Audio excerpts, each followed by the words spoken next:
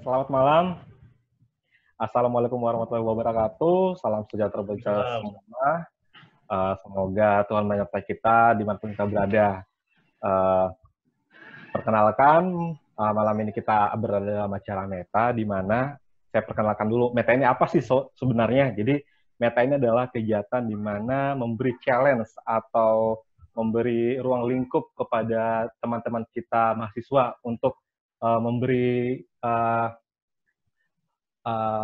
atau menyampaikan lah ceritanya, menyampaikan kendala mereka pada saat penyusunan si tugas akhir. Jadi di dalam Meta ini kita akan membahas tentang kendala yang dialami oleh teman-teman mahasiswa yang nanti akan dipandu atau dibimbing oleh coach kita, yaitu Pak Erwin. Jadi sebelumnya saya mohon maaf karena pada waktu ini agak mepet ya.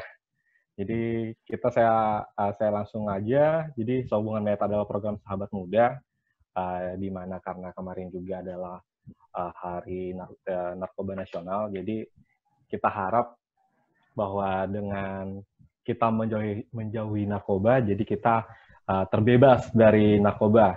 Jadi kita dapat berkreasi atau memberi kreasi yang lebih baik lagi lah untuk negara kita. Jadi saya harap kita tetap menjaga diri kita, menjauhi narkoba, karena narkoba itu bukanlah jalan untuk mencapai kesuksesan. Jadi tanpa panjang lagi, sebelum kita lanjut, saya perkenalkan dulu nih untuk coach kita. Perkenalkan ada Pak Erwin. Halo Pak Erwin, selamat malam Pak Erwin. Selamat malam. Oh ya, oke Pak. Apa kabar Pak Erwin? Oke, kabar baik Pak Erwin. Terus kita ini juga ada Mas Yuda sebagai teman kita dari Observer yang akan melihat dari acara kita ini seperti apa. Halo Mas Yuda. Halo. Halo Mas Ronald, halo Pak Erwin. Halo Mas Susri, Mas Irfan. Kita ketinggalan lebih penting lagi teman-teman kita dari mahasiswa Pertamina. Ada Mas Irfan dan Mas Yusri. Apa kabar Mas? Malam Mas. Malam Mas. Oke. Alhamdulillah baik Mas. Gimana Mas? Sudah siap untuk presentasi malam ini Mas? Siap-siap. Oke. Jadi sebelum kita melanjutkan acara kita, alangkah baiknya kita berdoa dulu menurut agama seperti kita masing-masing. Semoga acara Meta kita ini berjalan dengan baik dan bisa menjadi inspirasi buat teman-teman kita, kaula muda atau teman-teman mahasiswa yang lagi bergumul di tugas akhir. Jadi bisa lebih menyelesaikan tugasnya lebih baik lagi. Mungkin doa dimulai.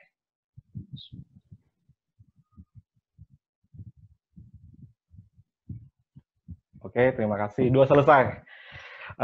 Sekarang kita masuklah ke acara Meta ini. Jadi kita anggap Meta ini adalah ngobrol polos kita lah. Jadi jika ada yang mau disampaikan dari Mas Irfan dan Mas Yusri tentang kendala, bisa langsung ke Pak Erwin. Tapi sebelumnya kami harap Mas Yusri atau Mas Irfan bisa memberi atau menjelaskan dulu dari si tugas akhirnya seperti apa. Jadi nanti Pak Erwin sebagai coach dan Mas Yuda sebagai observer bisa memberi masukan atau memberi tanggapan atau memberi solusi lah yang lebih tepat lagi untuk si Meta ini. Mungkin tanpa panjang lagi, Mas Yusri bisa lebih dulu Mas mempresentasikan tugas akhirnya. Waktu dan tempat kami persilakan Mas. Mas sebentar ya, mau ambil casan dulu, powerbank. HP-nya mau mati.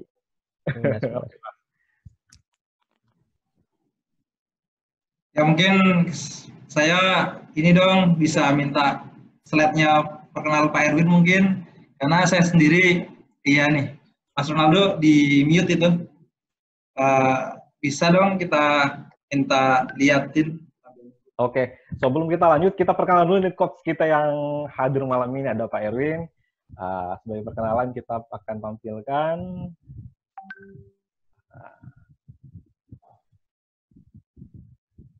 Bisa dilihat ya teman-teman? Bisa, luar biasa. Bisa. Jadi teman-teman. Salam kenal Pak Erwin, salam kenal. Coach kita adalah salah satu yang sangat profesional dan sangat berpengaruh di dunia pendidikan juga. Jadi posisi si Pak Erwin adalah salah satu orang penting di Nusantara Regas. Kalau pendidikan beliau jangan dipertanyakan lagi, apalagi kualifikasi dari sertifikasi atau kompetensi dari si Pak Erwin ini. Kita bisa melihat pengalaman seperti apa. Saya harap sih teman-teman mahasiswa, baik Mas Irfan atau maupun Mas Yusri bisa lebih menggali lagi apa yang diperlukan untuk si TA nanti. Jadi si Pak Erwin bisa memberi kayak pengalaman atau memberi saran lagi dari masalah-masalah dari si Mas Irwan dan Mas Yusri.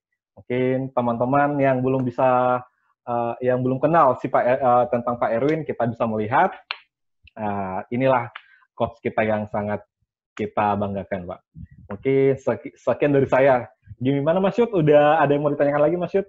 Oke, salam kenal Pak Erwin. Saya amazing lah dengan pengalamannya. Ada di semua industri sepertinya ya. Luar biasa. Iya. Jadi Pak Erwin ada berpengalaman di semua bidang.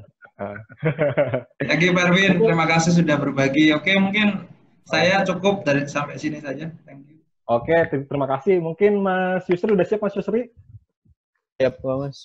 Oke, saya persilakan Mas Yusri.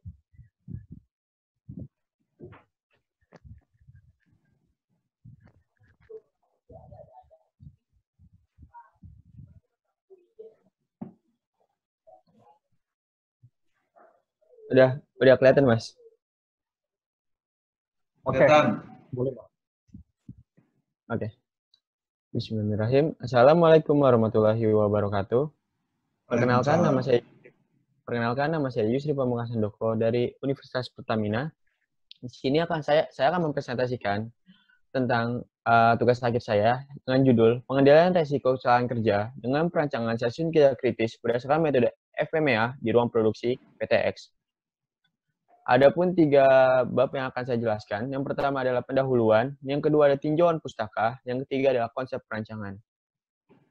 Kita masuk ke bab pertama, yaitu pendahuluan.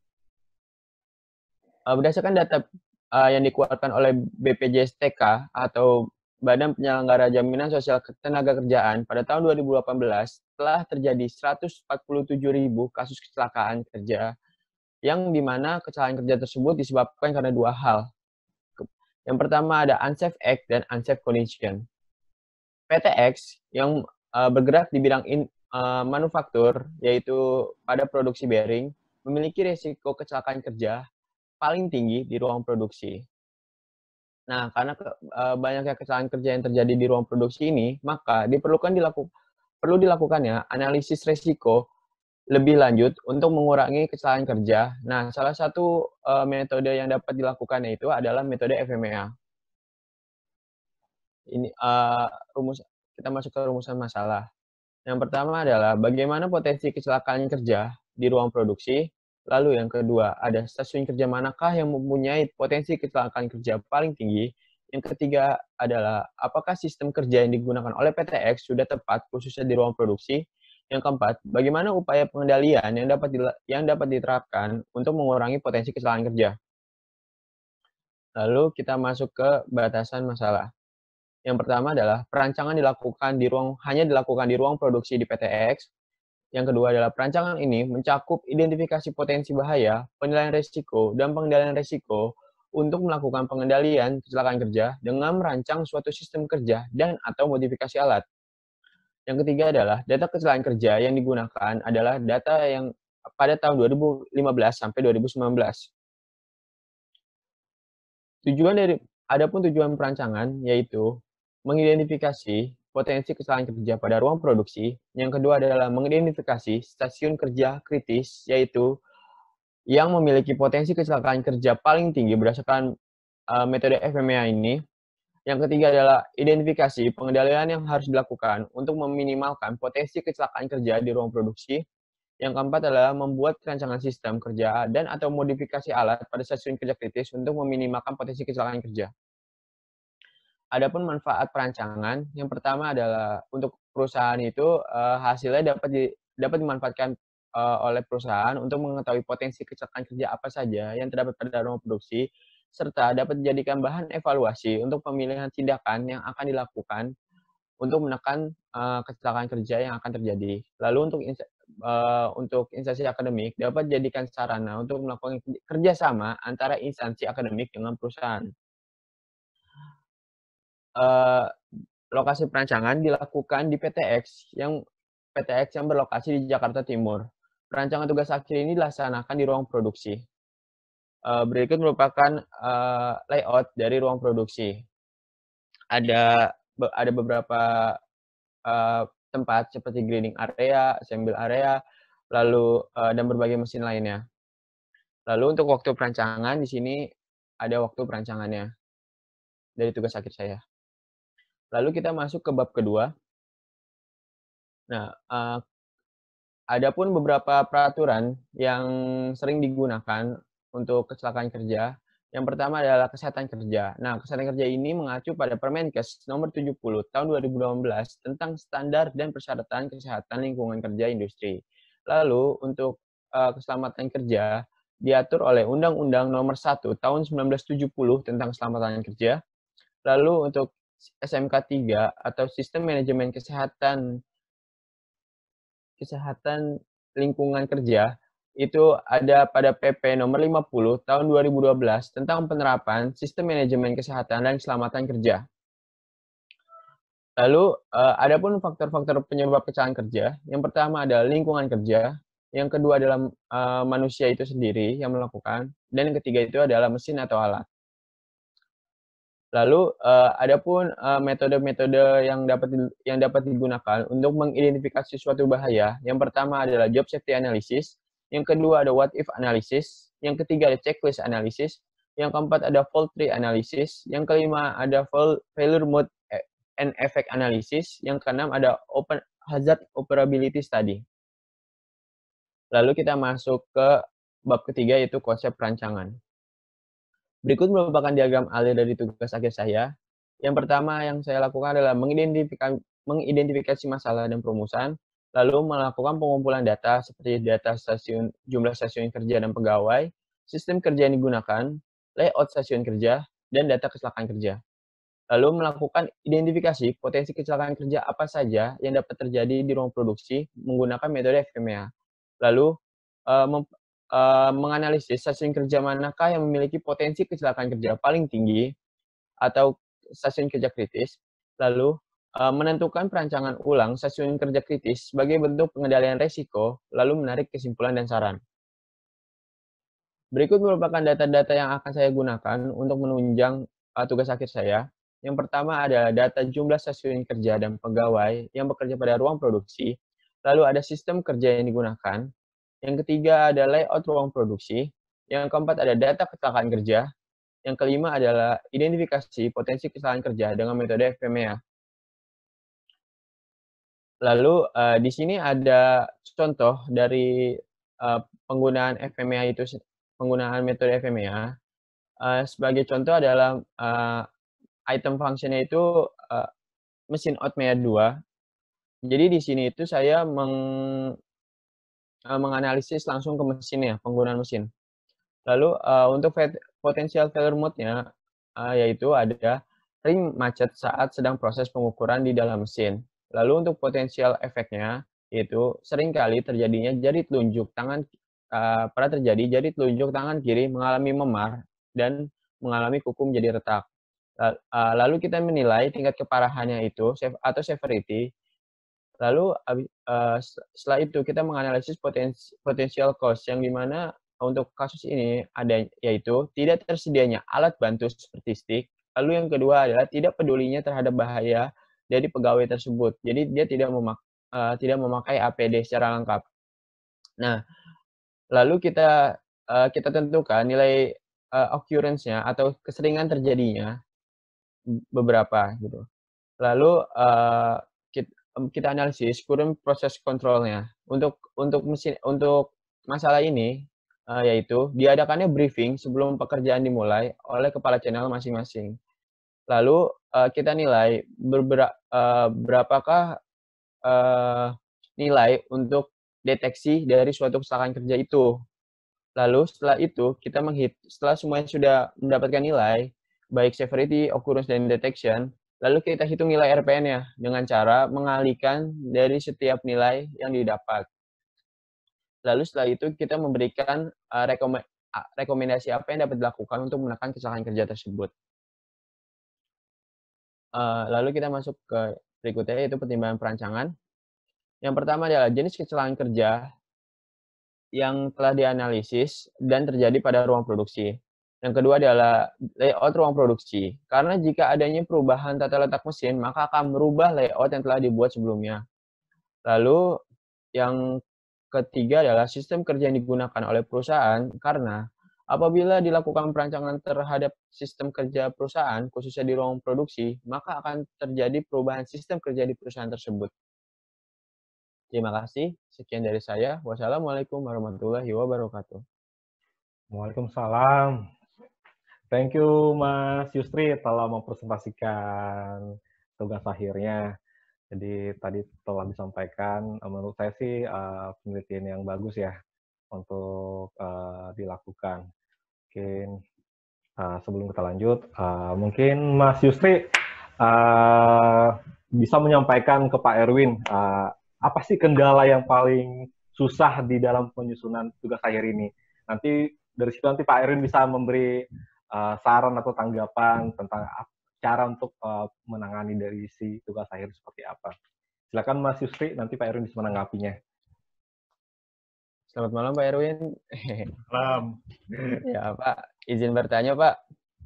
Silakan. Jadi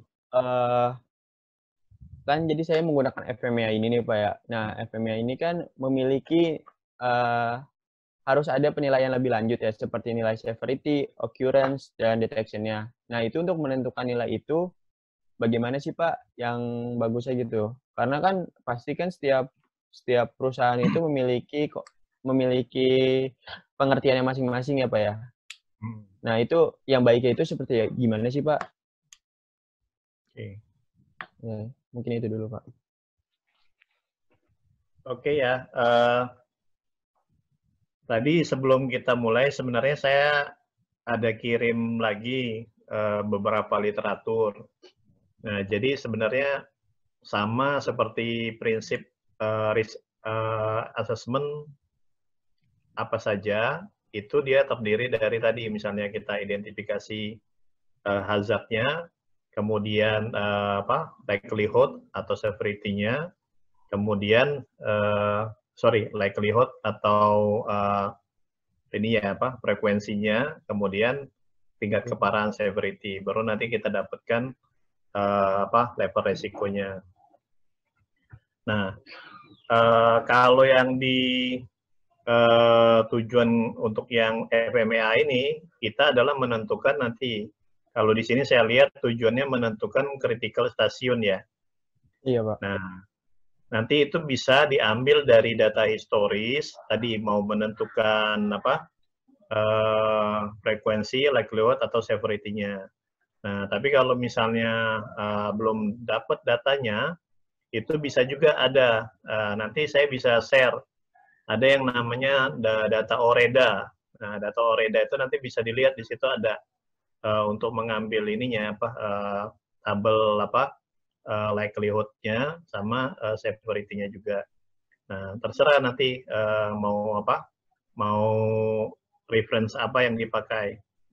Nah, cuman saya mau kasih saran dulu, maksudnya biar terstruktur ya. Yang pertama itu udah mulai dari latar belakang.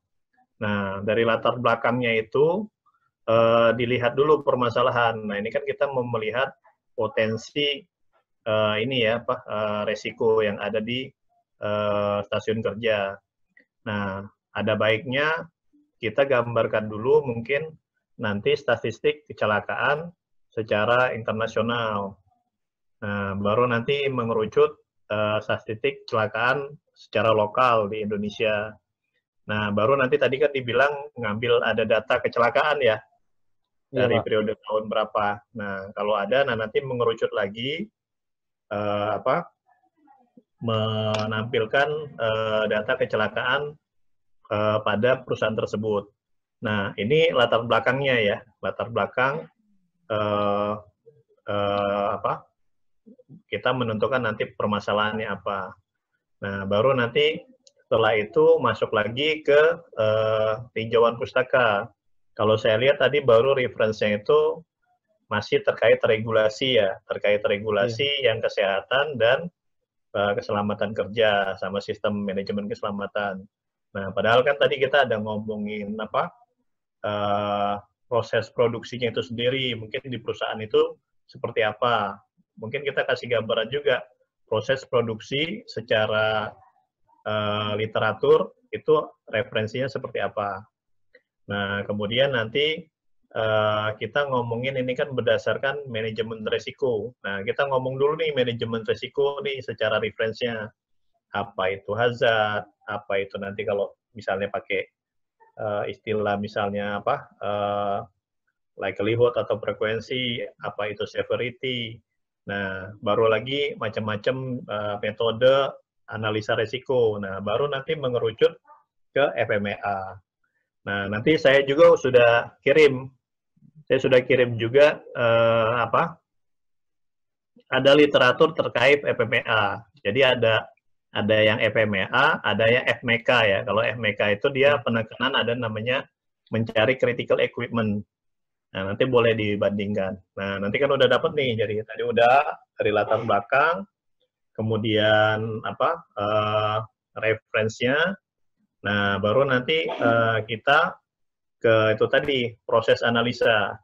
Nah, tadi kan kalau saya lihat tujuannya itu menentukan stasiun kritis ya, stasiun yang kritikal. Nah, tapi tadi di contoh tadi kan langsung ke mesin ya. Nah, itu mungkin pertanyaan, mesin itu stasiun atau bagian dari stasiun? Jadi setiap stasiun itu ada satu mesin Pak, satu jenis mesin. Iya, nah maksudnya nanti itu disamakan. Tadi kan tujuan penelitiannya menentukan stasiun kritis ya. Nah, ada baiknya nanti di analisanya bahasanya disamakan. Nah, karena kita kan mencari stasiun yang kritis. Nah, coba dilihat itu tadi. Nah, sedangkan tadi di analisanya langsung ke mesin ya. Nah, coba di analisanya.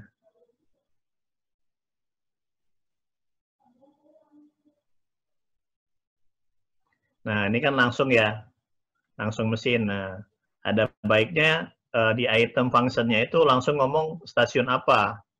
Nah, jadi nanti langsung kedapat nih, stasiun ini RPN-nya berapa.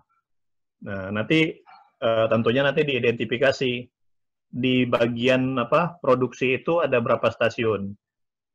Nah, tentunya kan harus lebih dari satu ya, kalau untuk menentukan mana yang kritikal. Nah, kemudian nanti waktu diprosesnya, ini kan dimasukkan di sini ada potensial causes ya di sini ya. Iya, Pak. Potensial causes langsung dimasukkan di dalam prosesnya. Ini nggak masalah, tapi saya sempat juga kirim beberapa skripsi atau jurnal. Ada juga yang dia di dalam prosesnya ini tidak langsung dia tentukan causesnya di sana. Nah, tapi nanti setelah dia mendapatkan misalnya stasiun yang nilainya RPN-nya yang tertinggi, nah baru dia jabarkan lagi causesnya ini menggunakan ada yang menggunakan fault tree, ada yang menggunakan Ishikawa atau diagram tulang ikan. Nah, nggak apa-apa, pilihan aja. Nah, tapi kalau menurut saya itu jadinya malah enak. Jadi kalau gini kan misalnya ada 10 stasiun, otomatis nanti Yusri harus lihat nih dari 10 stasiun ini potensial causesnya apa saja. Itu harus dicari nih. Nah, tapi kalau tadi misalnya kita cuma menentukan yang misalnya RPN tertinggi, nah mungkin kan cuma 1-2 yang perlu kita jabarkan yang potensial causesnya itu tadi. Menggunakan nanti tools satu lagi nih, tools tulang ikan, atau tadi ada yang menggunakan fault tree. Itu bisa dilihat ada jurnal atau skripsi yang saya kirim kemarin. Oh iya, siap. Iya. Terus Pak, itu sudah menjawab semua belum Pak? Atau Bapak ada menambahkan lagi? Sudah mau masuk ke pertanyaan berikutnya. diskusi aja, apalagi yang kira-kira. Oh, ini Nah, Pak, menurut Bapak sebagai Bapak kan sering nih Pak di lapangan gitu kan Pak ya. Kan banyak orang bilang seperti teori dengan di lapangan itu sedikit berbeda Pak. Nah, Bapak sebagai seorang K3, ahli K3 nih Pak, bagaimana sih Pak cara untuk gimana ya, penentuan sistem kerja ataupun rekomendasi untuk menekan kecelakaan kerja itu Pak, yang ya harus jadi dilakukan? jadi kan macam-macam ya, tapi memang harusnya seluruh program kerja kita yang kita lakukan sebagai orang K3 itu adalah risk based. Nah, jadi misalnya kita mau memulai suatu program kerja di suatu perusahaan. Nah, dasarnya itu adalah melakukan analisa resiko. Dari analisa resiko itu nanti kan ketemulah ya mitigasi-mitigasinya. Nah, mitigasinya itulah yang kita jadikan program.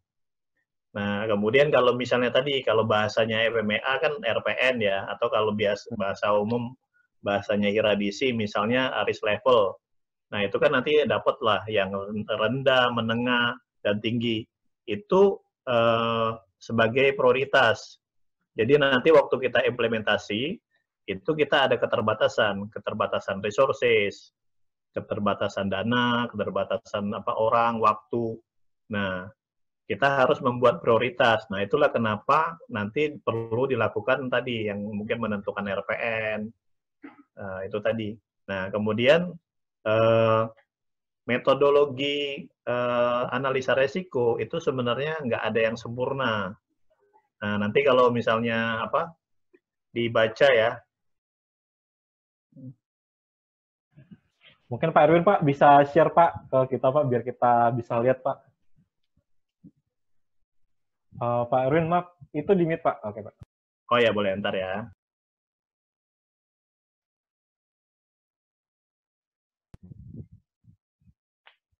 Menunggu Pak Erwin lagi ambil datanya Mas.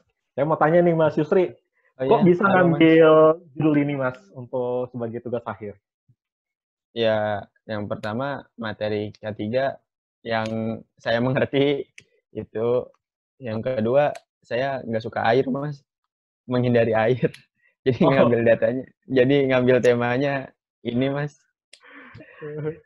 sangat menghindari air saya, takut Uh, air. takut air ya. Tapi Iya, bukan ini kan Mas, bukan kambing kan Mas takut air Mas. Uh, ada trauma Mas dengan air gitu Mas? Atau seperti apa i gitu? Bisa lah share gitu. eee, mungkin bukan lebih ke trauma sih Mas, kayak, kayak kurang mengerti aja tentang air gitu. Terus juga untuk K3 ini kayak lebih, saya lebih kayak tertarik aja gitu karena kan, menganalisis kecelakaan kerja itu kan juga bisa menyelamatkan banyak nyawa gitu loh Mas. Jadi kayak lebih tertarik gitu Mas tentang K3, mau menggali lebih banyak gitu. Oke, bagus Mas. Jadi ini ntar nanti kalau udah lulus berarti jadi ahli lingkungan atau ahli K3 nih? Jatuhnya nih. Iya, ya ahli K3 aja Mas, ahli Oh lingkungan iya. entar dulu. Kalau ahli lingkungan berarti air saya masuk dong Mas. Oh iya benar. Tapi di K3 ntar kalau pekerjanya di yang ada berhubungan air gimana Mas? Ya kan menganalisis kecelakaan kerja doang Mas, bukan Oh, tentang aliran airnya. eh, mungkin Mas Yuda ada yang mau ditambahkan sebelum Pak Erwin bisa menampilkan di layar Mas? Oh iya, uh, oke oke. Mungkin kita skip yang Mas Yuda, nanti kita sambung lagi. Mungkin Pak Erwin Pak, silakan Pak, biar kita Ya, lebih paham. ini yang kemarin saya bilang ya, yang ISO yang 31010 ya. Iya Pak. Nah, ini bisa dilihat di sini ada ini tool-tools yang common digunakan untuk risk assessment. Nah, macam-macam di sini, ada salah satunya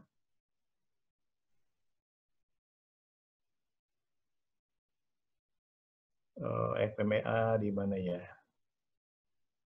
Ini ada LOPA. Tadi Pak, keliwat Pak. Tadi, Pak. Ya. Nah, ini ya, FMEA atau FMK di sini. Nah, ini ada medium, medium, medium. Nah, ini kegunaan di sini nih. Nah, kompleksitinya apa? Untuk kepastian analisanya, resources, capability. Nah, ini nanti untuk menentukan kita akan menggunakan ini atau tidak. Nah, inilah yang maksud saya nanti dijadikan salah satu reference-nya. Nanti bisa cerita dulu tadi mengenai risk assessment, kemudian macam-macam metodologi analisa risiko. Nah, baru nanti masuk ke FMEA-nya. Nah, nanti di FMEA-nya juga udah saya kirim ini ya. Nah, tadi kan nggak bahas literatur FMEA ya, nggak ada. Nah, ini saya kirim nih ada bisa dipakai. Nih ya. Nih, dari DH Stamatis bisa dipakai. Nanti ada juga yang versi militernya. Nah, ini FPK nih kalau militer nih. Nah, nanti bisa dipakai ini. Nanti tinggal dicari lagi literatur yang terkait yang tadi ya proses perusahaannya, proses perusahaan apa tuh manufaktur. Paling nggak digambarkan sedikit lah. Nah, itu. Ini sudah tak email. Ya. Oh iya Pak, terima kasih banyak Pak. Nah, lalu untuk tadi kan Bapak bilang penilaian paling tinggi itu akan dijadikan prioritas ya Pak ya. Tetapi tadi Bapak juga bilang ada beberapa pertimbangan seperti dana, terus juga bahan-bahan dan lain-lain ya Pak ya. Nah, itu kalau misalnya RPN-nya tinggi Pak. RPN dari suatu stasiun itu tinggi, tetapi dana atau resource-nya itu kurang memadai Pak. Nah, itu langkah apa Pak yang diambil? Apakah tetap memaksakan atau mengambil yang terendah ke bawah atau gimana Pak? Iya, nah nanti ini disamakan dulu nanti masalah ininya ya pengertian dan tujuannya. Kalau seperti kami misalnya FMEA, FMK itu kita gunakan adalah untuk menentukan critical equipment. Nah, mana-mana peralatan yang paling kritis di pabrik itu. Nah, itu artinya peralatan ini kalau misalnya dia rusak, itu nggak boleh, maksudnya ada toleransi. Nah, nggak boleh misalnya, oh nanti. Nah, ini harus benar-benar nanti dibudgetkan. Kemudian misalnya kalau nanti spare part-nya itu susah didapat, nah dia sudah harus disimpan. Nah, ini yang pengertian di kami. Nah, critical itu nanti ada dua jenis kalau yang di kami ya. Critical berdasarkan bisnis, kita sebutnya business critical equipment. Atau yang nanti safety critical equipment. Nah, apakah nanti kalau misalnya peralatan ini rusak, akan mengakibatkan proses bisnis ini terganggu. Nah, atau proses bisnis tidak terganggu, tapi nanti dia akan menyebabkan tadi misalnya mungkin ada kecelakaan, atau mungkin bisa menyebabkan tadi mungkin pencemaran lingkungan. Nah, itu kita sebut sebagai safety critical equipment. Nah, udah kelihatan belum? Sudah, Pak. Sudah, Pak. Sudah, Pak. Nah, ini contoh yang tadi yang bagian prosesnya ya. Kalau di kami seperti ini, kira-kira pelaksanaan kita pakai FMK ya, karena ada critical-nya. Tapi lebih kurang sama. Nah, ini sistemnya tadi ya. Tadi kita sudah menentukan boundaries-nya, tadi mungkin sudah sama ya untuk yang produksi aja. Nah, di sini juga sama ya, mendefine failure cost-nya apa. Nah, ini metodenya pakai expert atau tadi yang brainstorm ya bisa. Nah, di sini ada nih menentukan frekuensinya. Tadi yang saya bilang, likelihood-nya atau frekuensinya. Nah, kalau di sini pakai history atau OREDA. Nah, nanti saya share juga. Cuman tadi mau saya kirim OREDA-nya agak besar ya, ada 2 file. Nah, itu menggunakan reference. Jadi frekuensinya suatu peralatan itu sebenarnya sudah ada yang membukukan. Jadi kalau nggak punya data tadi storage-nya, pakai data itu bisa menentukan frekuensinya. Nah, baru nanti kalau untuk yang failure effect-nya, nah ini bisa diskusi nih dari mungkin bisa pakai storage atau mungkin dengan brainstorm ya. Nah, baru di sana nanti diskusi perkalian antara frekuensi sama efeknya. Mungkin nanti ditambah juga ada nilai detection-nya di situ. Nah, baru nanti ditentukan RPN-nya atau severity di sini ya.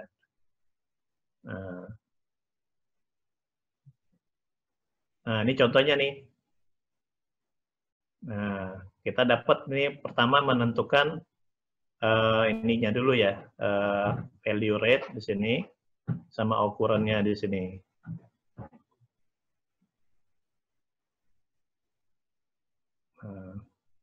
Emang kalau ini kompleks ya. Nah, kalau yang tadi kan mungkin nggak ini ya. Stasiunnya ada berapa, Mas Yusri? Stasiunnya itu sekitar ada 7-an, Pak. 7. Iya, nggak Tapi terlalu kalau banyak. total, iya, tapi kalau total sebenarnya ada 15, Pak. Cuman ada beberapa stasiun yang sama begitu mesinnya. Ya, nah nanti saya mau tunjukin aja kesimpulannya nanti. Nah, ini tadi, ini yang menentukan detection-nya di sini ada nih, date-nya 2. Nah, tadi yang saya bilang, kan ada kita menceritakan tentang tadi ya, frekuensi, kemudian severity, kemudian detection. Nah, digambarkan juga gimana menentukan RPN-nya. Nah, kayak gini aja nih. Nah, dijelasin, nah ada perkaliannya kan. RPN itu adalah perkalian severity, occurrence, sama detection. Jelasin. Nah, di sini. Nah, baru nanti ada prosesnya.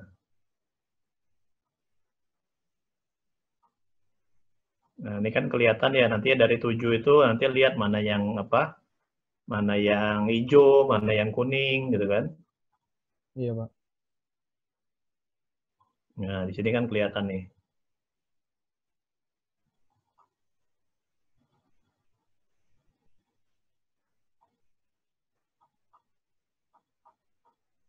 Nah, baru di sini rekomendasi.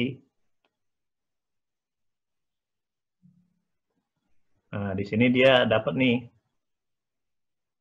peralatan Central Control Unit, nah, ICSS ISD, peralatan kritikal. Nah, ini rentan terhadap gangguan. Nah, di sini apa rekomendasinya? Nih, perlu dilakukan manajemen spare part tadi yang saya bilang. Nah, karena dia rawan rusak, kalau misalnya sempat rusak, mau beli spare part dulu gitu kan, wah ini sudah bisa tadi kalau misalnya dia critical bisnis, mengganggu bisnis ya. Atau kalau misalnya dia safety critical bisa mengganggu tadi keselamatan. Nah, itu tadi. Jadi tindakannya nanti apa?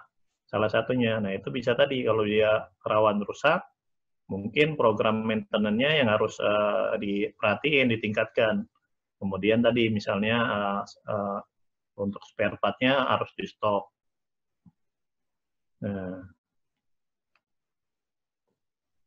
Nah, di sini salah satu ya, misalnya ini ESD. ESD tahu ya? Emergency shutdown valve nih. Jadi kalau misalnya kalau di gas itu, kalau misalnya terjadi misalnya over pressure atau misalnya ada satu gangguan, nah ini dia yang akan otomatis mematikan sistemnya.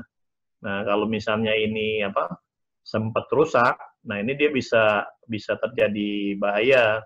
Kalau misalnya di sistem pipa itu bisa terjadi kenaikan pressure, bisa terjadi pipa pecah. Bisa pipa pecah, bisa nanti ada dispersi gas, bisa terjadi kebakaran atau ledakan. Nah, ini yang kita sebut sebagai safety critical. Nah, di sini dia nggak banyak nih rekomendasinya, tapi mungkin tadi yang dianalisanya lumayan banyak. Iya. Nah, kalau tadi yang Yusri kan nggak banyak ya, cuman paling 7 stasiun. Nah, sudah fokus saja di sana. Nah, nanti yang dilakukan nanti di dalam prosesnya, di 7 stasiun itu nanti kira-kira nanti menentukan tadi misalnya peralatannya misalnya rusak itu berapa sering sih, kalau misalnya ada data historinya bisa dipakai. Kalau nggak ada, tadi saya bilang bisa pakai data OREDA salah satunya ya. Nanti kalau misalnya punya reference lain, boleh dipakai. Nah, baru nanti kalau misalnya rusak, itu kira-kira nanti apa nih? Misalnya secara bisnisnya terganggu, tadi kita sebut sebagai business critical equipment, atau dia bisa menyebabkan tadi mungkin bisa terjadi kecelakaan kah, mungkin terjadi kebakaran atau ledakan, kita sebut sebagai critical equipment, safety critical equipment.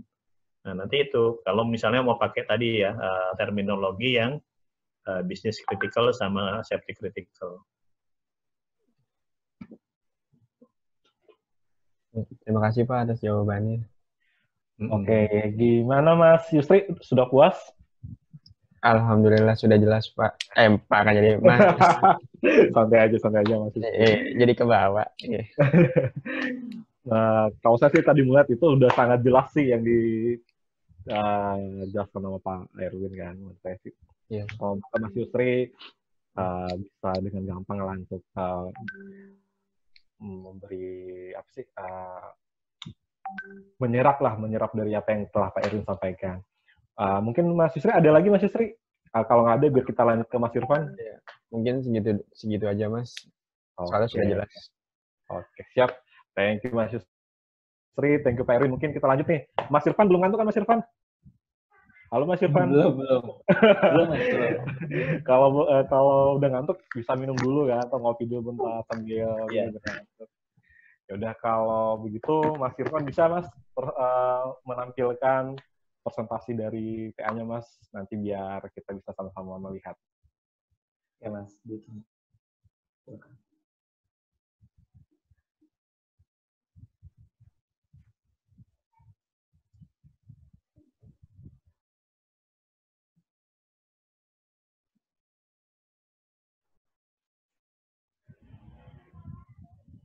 apakah sudah muncul di layar?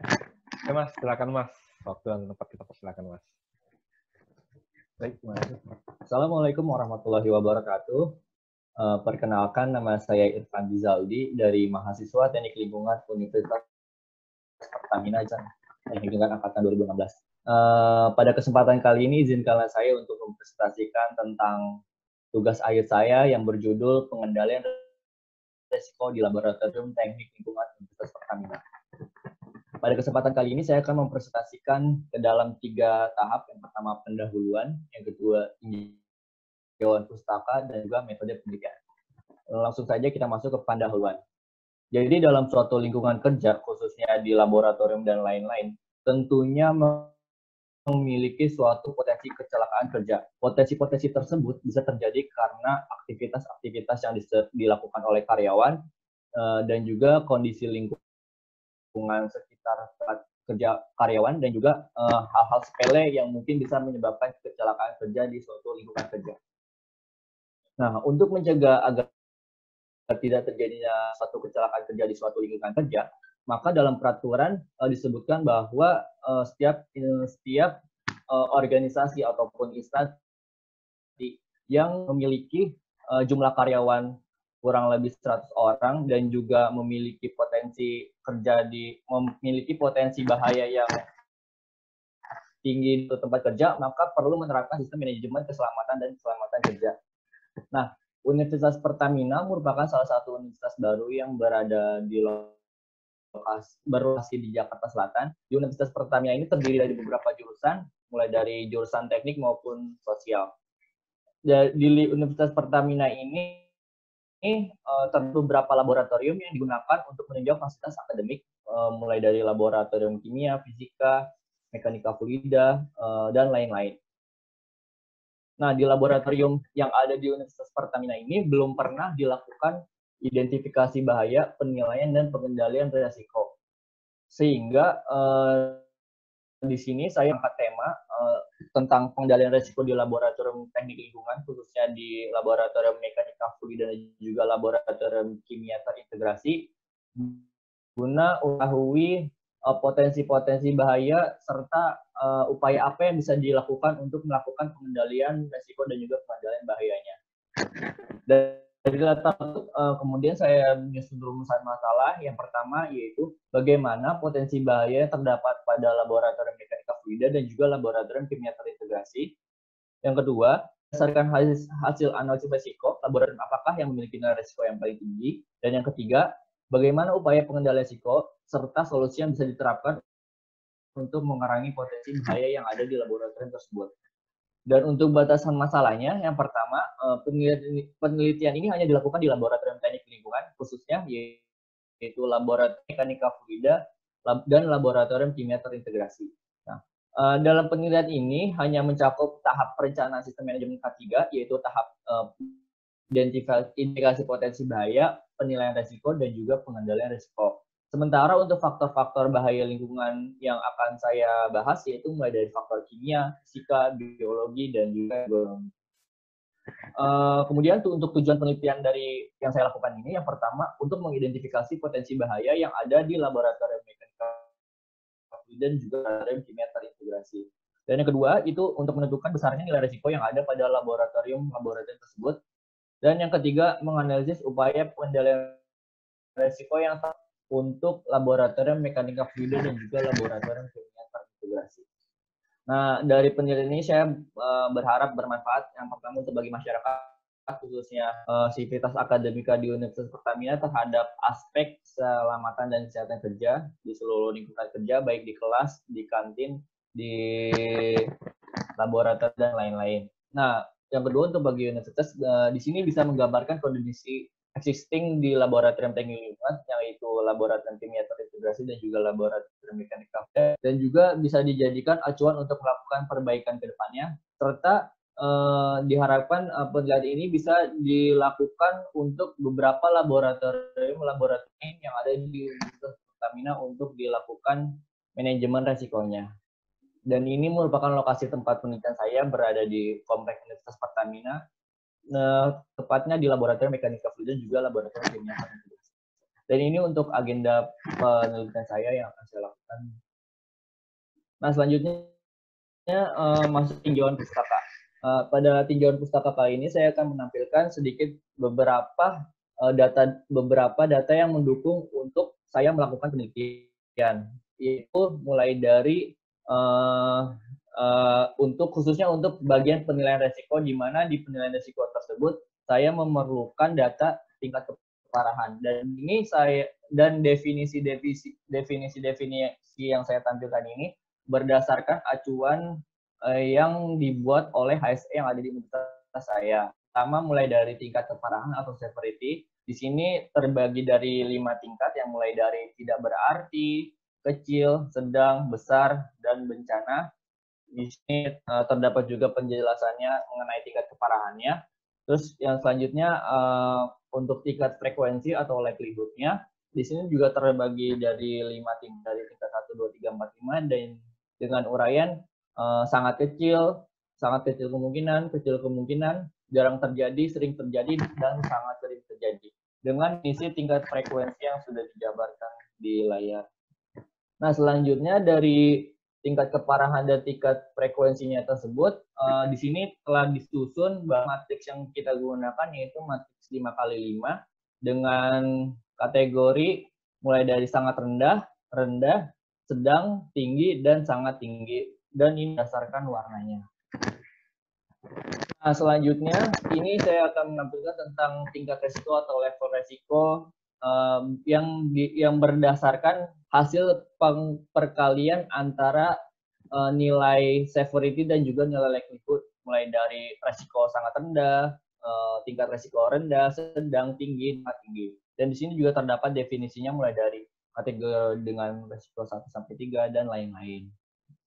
Nah, selanjutnya untuk pengendalian risiko berdasarkan peraturan yang ada, untuk hierarki pengendalian risikonya itu dimulai dari eliminasi, di mana kita akan menghilangkan poinnya. Yang kedua ada substitusi, yang ketiga ada perancangan atau rekayasa teknis, terus juga ada administrasi, dan yang terakhir adalah penggunaan alat pelindung diri. Selanjutnya kita masuk ke metode penelitian. Pada metode penelitian ini saya menggunakan metode deskriptif kuantitatif, di mana di sini merupakan contoh merupakan gambaran mengenai yang akan saya lakukan mulai dari identifikasi bahaya dan perumusan masalah. Di sini yang akan saya teliti itu terdapat 2 laboratorium, di mana masing-masing laboratorium tersebut terdapat 2 praktikum. Untuk laboratorium mekanika fluida yang saya akan teliti mulai dari praktikum mekanika fluida 1 dan juga praktik mekanika fluida 2. Sementara untuk laboratorium kimia terintegrasi, praktikum yang akan saya teliti yaitu praktikum mikrobiologi lingkungan dan juga laboratorium lingkungan. Dan selanjutnya tahap selanjutnya ini merupakan tahap yang digunakan, yaitu menggunakan kira DC. Nah, selanjutnya ini saya akan menggunakan beberapa alat yang berguna untuk mendukung penelitian saya, mulai dari Microsoft Office, Excel, kamera, Luxmeter, dan 1 level meter. Dan ini merupakan metode analisis data yang akan saya gunakan. Ini saya ambil berdasarkan acuan yang dikeluarkan oleh HSE kampus saya, mulai dari bahayanya, siapa yang terkena, nilai resikonya, kontrol tambahan, dan juga lain. Nah, ini merupakan sketsa dari laboratorium mekanika fluida, di mana di sini sebagian besar alatnya menggunakan hydraulic bench dan juga beberapa alat-alat kecil. Sementara untuk laboratorium kimia terintegrasi, ini beberapa alat, mulai dari alat-alat instrumen, alat-alat kecil seperti mikroskop, spektrofotometer, dan lain. Sekian presentasi dari saya mengenai tugas akhir saya dengan judul pengendalian risiko di laboratorium kimia terintegrasi. Terima kasih.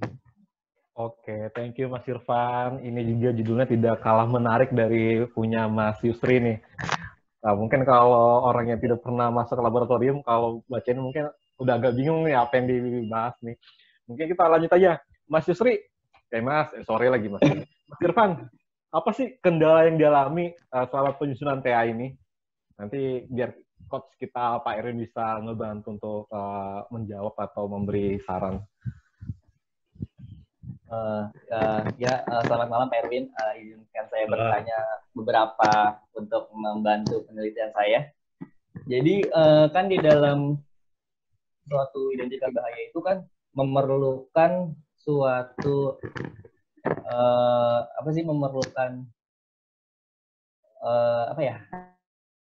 gimana ngomong? Intinya di identifikasi bahaya itu perlu data-data, di mana data-data tersebut kita gunakan untuk menunjang bahayanya.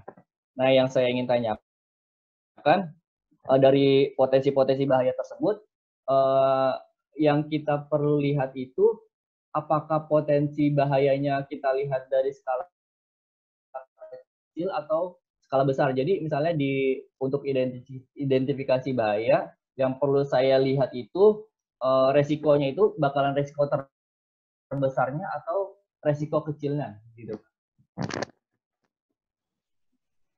Oke, jadi kalau yang namanya potensi bahaya, hazard, itu kita nggak tahu besar kecilnya.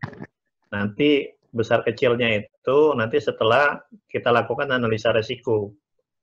Nah, jadi kan kalau nanti dikembalikan lagi ke definisi hazard. Jadi kalau hazard itu kan segala sesuatu yang bisa menimbulkan tadi, misalnya apa, cedera, misalnya kerugian. Nah, itu semuanya diidentifikasi.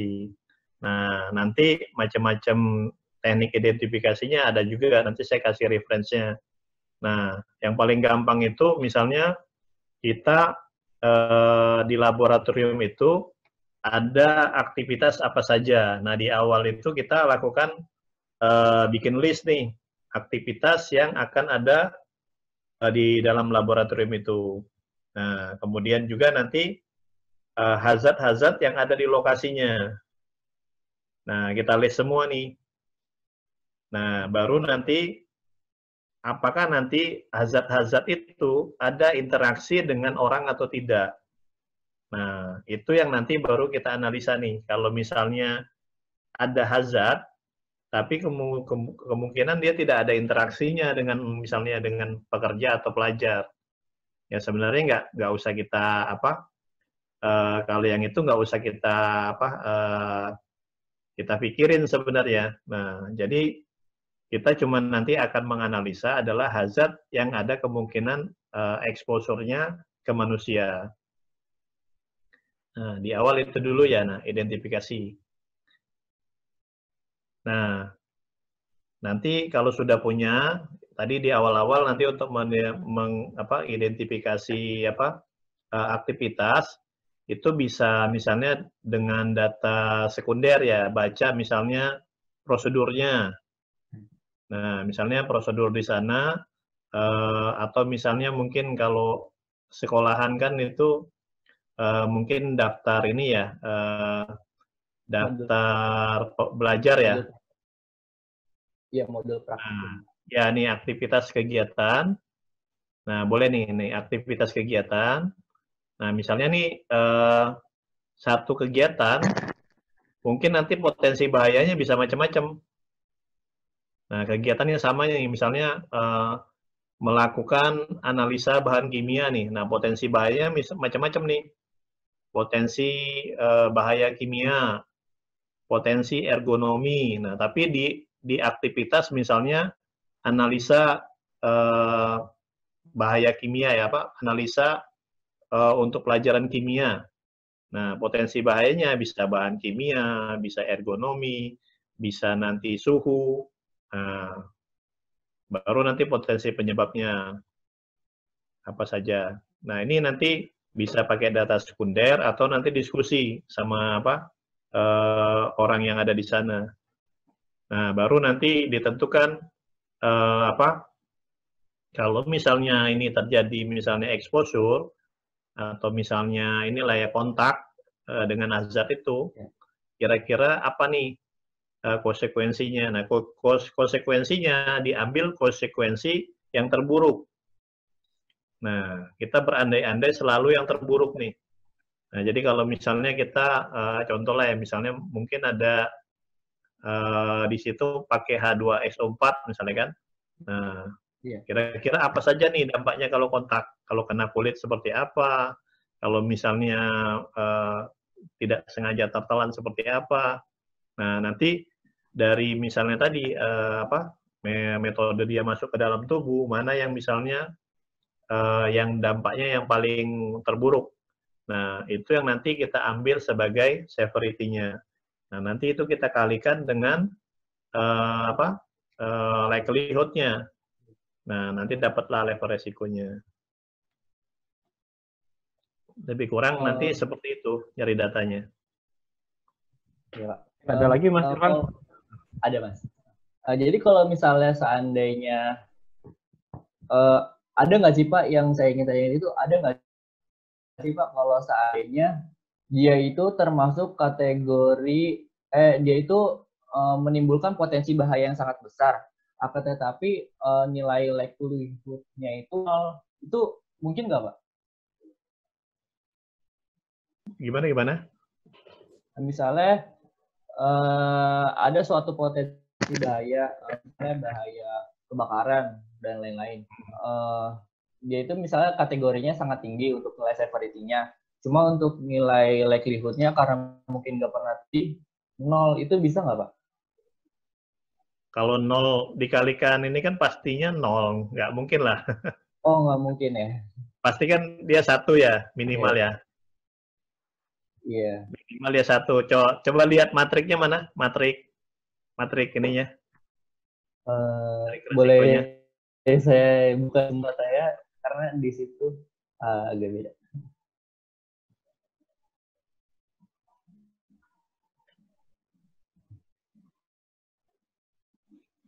Ini ya Mas. Pak.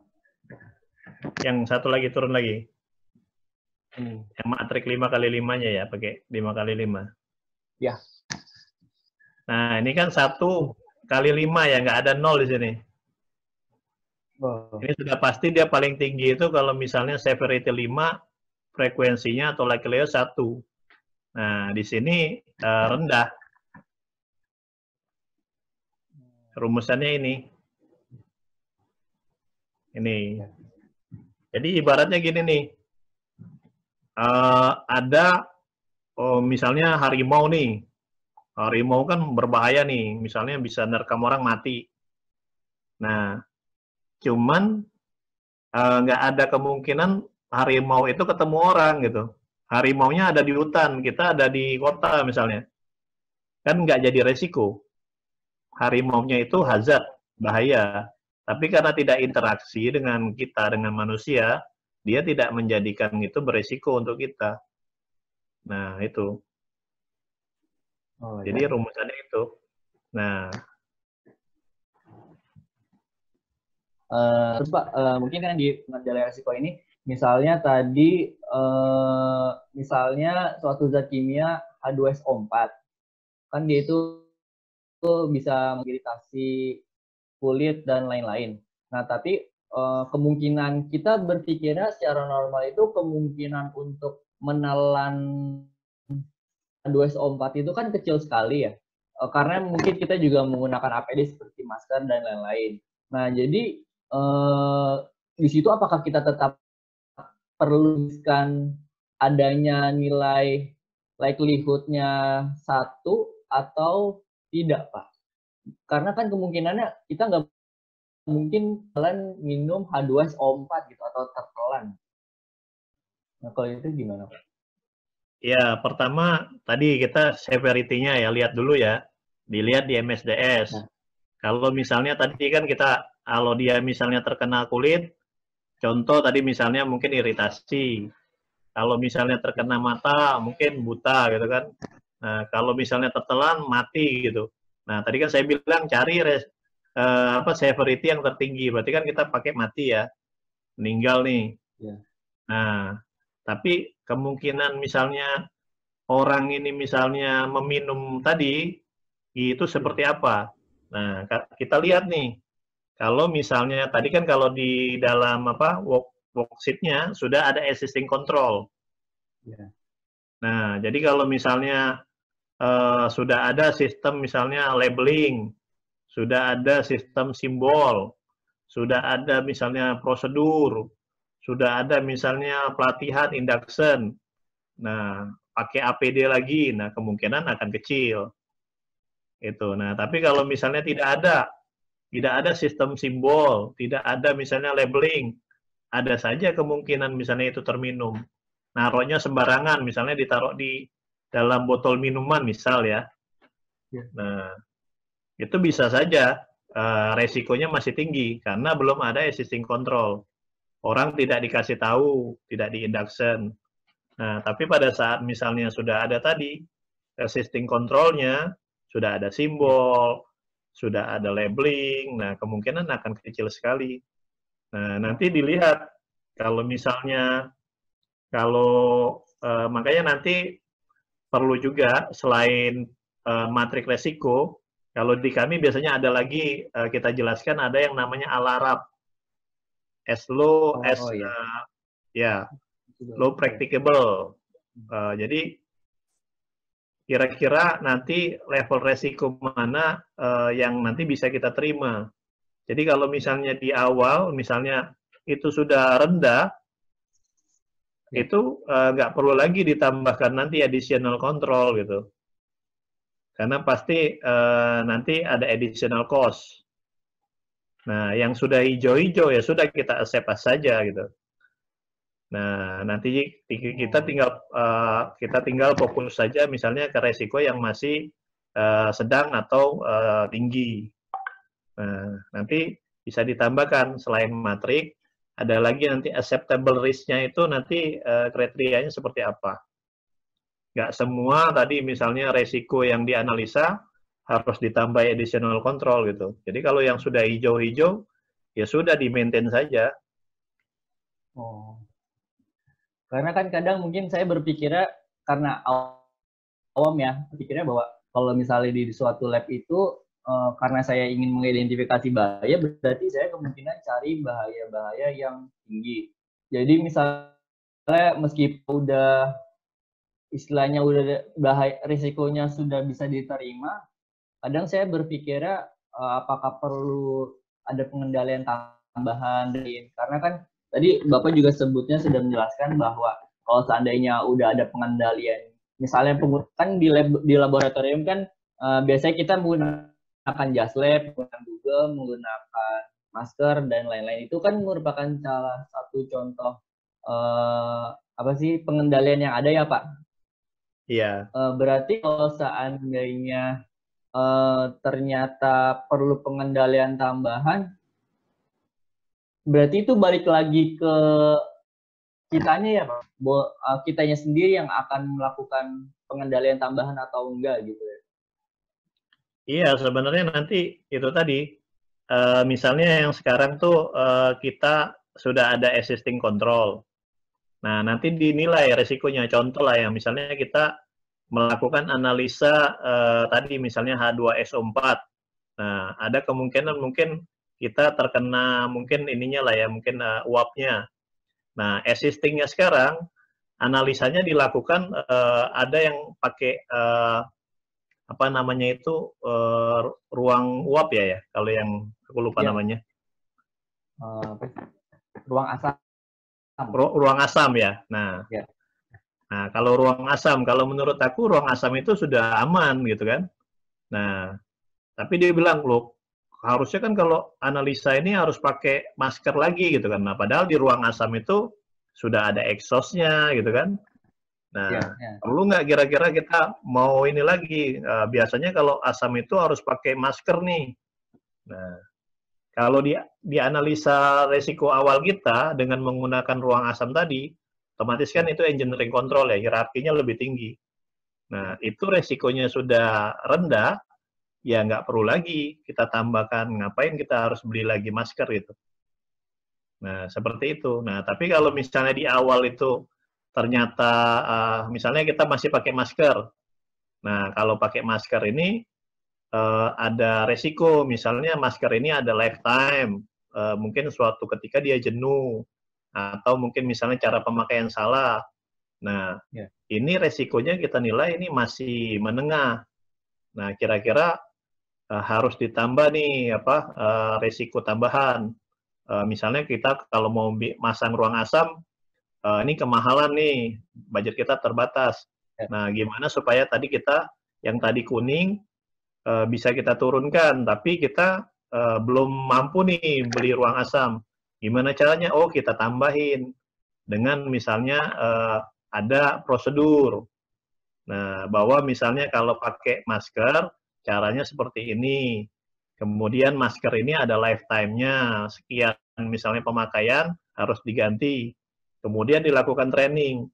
Nah, dari additional control tadi kita analisa, turun nggak dia dari kuningnya tadi. Kalau misalnya ternyata dengan masker, kemudian ada administrasi kontrol, pakai prosedur, pakai training dia turun ke hijau, nah berarti itu sudah bisa kita terima. Nah, walaupun tadi kita tidak harus misalnya investasi memasang ruang asam. Itu boleh saja. Ya, yang kadang-kadang itu misalnya di awal-awal tuh selalu ngomong ke APD langsung. Kalau nggak pakai APD berarti safety-nya nggak bagus. Nah, belum tentu. Balikan ke hierarchy of control-nya. Nanti jangan lupa juga, tadi kan saya bilang ya, ada bahas nanti tentang identifikasi bahayanya, kemudian tadi menentukan likelihood, menentukan severity, Kemudian kalau di sini kan analisanya kan menggunakan matrik ya. Menggunakan matriknya nanti dibahas. Nah, kemudian nanti acceptable-nya. Nah, sama nanti pengendalian. Pengendalian diambil lah ya, ambil mungkin nanti referensinya tentang segitiga tadi, mitigasi. Yang mulai dari eliminasi, gitu kan, substitusi. Nah, dijelaskan.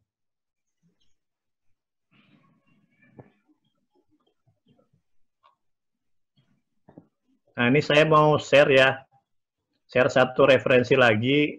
Ini kalau tadi saya bilang ada ISO 31010. Nah, di sini sebenarnya sudah disarikan sama Pak Suatman Ramli nih. Jadi ada satu buku beliau nih bagus banget. Manajemen resiko dalam perspektif K3. Nanti saya saya share juga. Nah, di sini sudah dijelasin tadi apa keuntungan misalnya menggunakan manajemen resiko, kemudian ini perkembangan pemakaian manajemen resiko di perusahaan ya. Ini bisa dipakai Irfan ataupun Yusri, ini bisa dua-duanya digunakan. Nah, di sini ini contoh-contoh kecelakaan bisa diambil datanya. Tadi identifikasi bahaya ya. Nah, ini dia ngomongin nih, sektor pertambangan segala macam.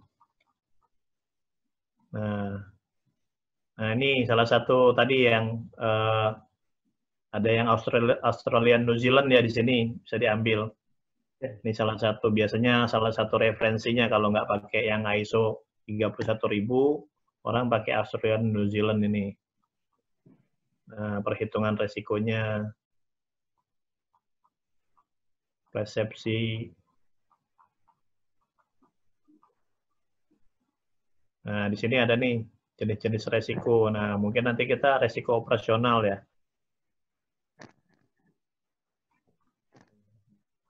Jadi yang tadi saya bilang ya, kalau kita bikin penelitian ilmiah itu segitiga terbalik ya. Kita ngomong global dulu, tools manajemen resiko seperti apa. Nah, nanti mengerucut nih, pakai tools apa yang kita gunakan. Nah, ini resiko operasional. Nah, di sini ada nih, lumayan nih, kecelakaan kerja sampai 2017, yang terakhirnya. 3 tahun masih masuk lah ya, data 3 tahun terakhir. Nah, nih, OSAS diambil juga, OSAS, SMK 3, PP 50. Jadi bisa referensi udah lengkap nih di sini. Nih framework-nya.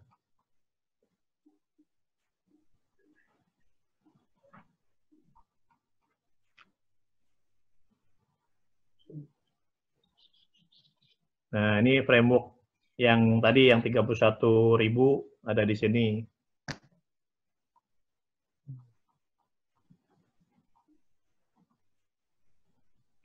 Nah, ini ya yang nanti ada identifikasi, ada analisa resiko sama evaluasinya. Nah, ini kan hampir mirip-mirip ya proses manajemen resikonya.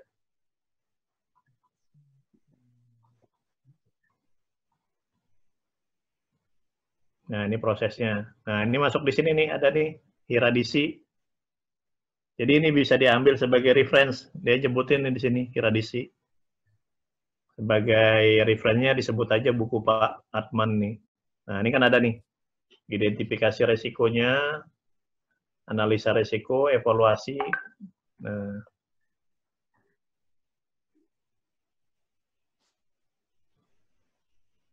ini kan sama nih. Yang kamu gambarkan mungkin hiratnya aja ya. Nah, kalau dia lengkap lagi nih proses OSAS. Oh, lengkap kayak gini tadi. Nah, ini bilang tuh menentukan program kerjanya dari mana ya? Dari sini, dari HIRA dulu. Bikin HIRA dulu, tujuannya seperti apa. Nah, baru bikin program kerja.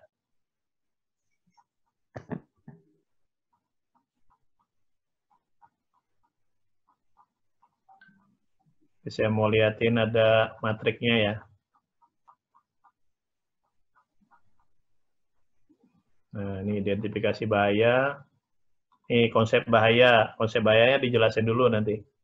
Nanti di tinjauan pustaka ya. Ini kita ngomong tinjauan pustaka nih. Ini hazard, insiden.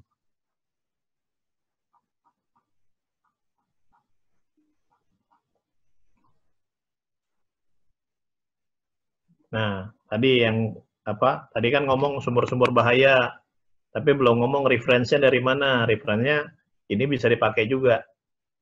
Sumber-sumber bahaya tadi kan, bahaya kimia, bahaya fisika. Nah, ini bisa disebutin thermal.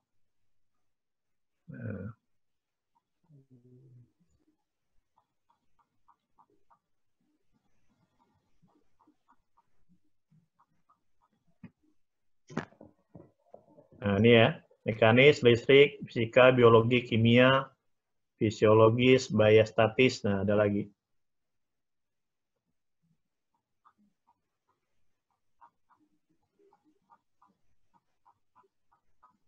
Saya mau tunjukin. Nah, ini tekniknya ya. Teknik identifikasi bahaya ada juga di sini. Ada pasif, ada semi proaktif, proaktif. Nah, yang tadi di sini dibahas lagi, cuman ini masih yang versi ini ya, yang 31.000 di sini, bukan yang 3.10.10. Nah, jadi di sini masuk juga nih. Jadi yang apa Yusri juga bisa pakai ini juga, pakai yang bukunya Pak Atman kalau misalnya nggak mau langsung ngutip yang dari ISO 3.10.10 ini bisa dipakai juga. Karena di sini ada ngomong juga nih. Nah, ini ada nih. Peralatan atau teknis. Nah, jadi kalau misalnya memang FMEA itu banyak kan untuk peralatan sebenarnya. Itu. Nah, mungkin nanti dampaknya bisa menyebabkan tadi kecelakaan orang. Itu tapi secara commonnya ini untuk mengidentifikasi failure di equipment biasanya. Kalau yang HIRA-DC itu masuk ke brainstorming ya, Pak? Ya, itu yang seperti saya bilang, kalau secara metodologi, itu nggak ada yang sebenarnya menyatakan HIRA-DC itu sebagai metodologi. Yang ada itu brainstorm. Bisa brainstorm atau bisa juga dia pakai pendekatan historis ya. Nah, di sini nih. Nah, kalau mau gambarkan iradisinya, tadi mungkin konteksnya cuman itu istilah umum yang dipakai di sistem manajemen K3. Tapi kalau secara tools, nah ini nih. Nih, brainstorm ada di sini. Nah, ini bisa juga jatuhnya itu tadi ke iradisi. Kalau di dalam prosesnya dilakukan dengan diskusi. Atau tadi bisa juga misalnya menggunakan pendekatan historis ya, data-data. Nah, kalau FMEA jelas di sini memang dia tools untuk manajemen risiko, walaupun arahnya itu sebenarnya ke peralatan. Nah, di sini pun malah sudah ada nih di tahapan-tahapannya. Nah, kalau tahapan awal nih semua tahapan brainstorming, iradisi bisa dipakai di sini. Nah, ini dari tingkat kompleksibilitasnya ya di sini. Makin ke bawah dia makin rumit. Nah, ini prosesnya penilaiannya. Nanti tadi. Nah, ini nanti jangan lupa digambarkan ini secara umum. Likelihood, severity. Nah, nanti ada teknik kualitatif. Nah, yang iradisi ini sebenarnya masuk kualitatif. Nah, nanti saran saya, kan kamu tadi menggambarkan ada menggunakan luxmeter ya, luxmeter, kemudian bahan kimia. Saran saya jangan terlalu detail. Jadi maksudnya kita menyatakan ada bahaya, misalnya masalah pencahayaan. Nggak usah sampai detail misalnya pencahayaan sekian lux itu akibatnya apa. Nanti itu maksudnya detail banget. Nanti malah terjebak sendiri. Atau kalau misalnya bahan kimia, kalau misalnya kita misalnya analisa bahan kimia, itu sebenarnya sudah apa? Kalau mau dibawa misalnya untuk bahas bahan kimia saja bisa. Itu nanti dia kompleks.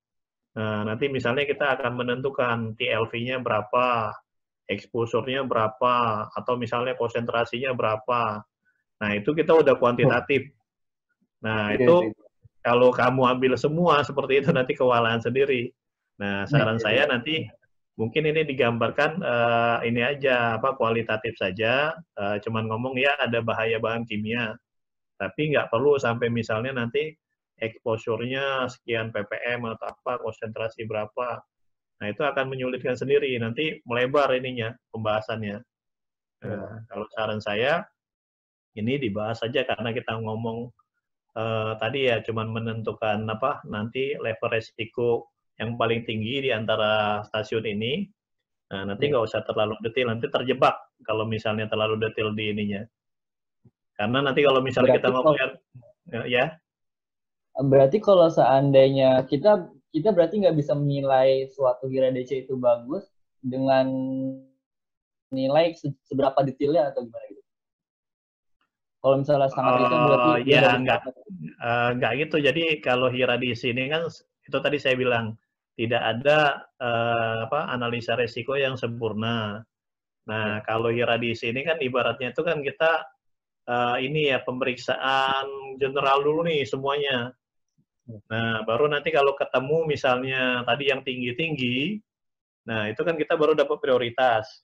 Nah, kalau prioritasnya mau didetailkan, oh ternyata yang paling bahaya itu ternyata misalnya bahaya kimia. Nah, boleh nanti kita tentukan, oh kita mau mendalami bahaya kimia. Nah, itu nanti bisa ini, kita bisa secara kuantitatif. Nah, baru nanti kita sampling, kita menentukan berapa paparannya, berapa dosisnya. Nah, itu detail. Nah, tapi saran saya itu tadi kalau misalnya apa kita membahas iradisi dibatasin saja. Bagusnya cuma sampai kualitatif saja. Kalau mau kuantitatif jangan semua hazard. Nah, contohnya misalnya cuma bahas bahan kimia, ya udah situ aja spesifik. Atau misalnya bahaya ergonomi gitu.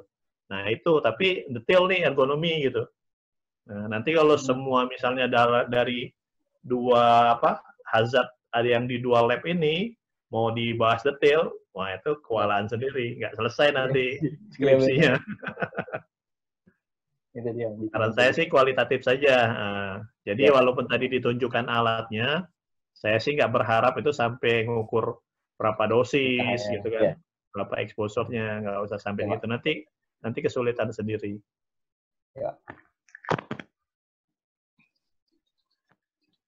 Nah, ini ada ya. Nah, ini probabilitas sudah ada di sini nih, misalnya dari NASA. Nah, nanti boleh aja kita ngomong pakai yang literaturnya HSE-nya yang Universitas Pertamina.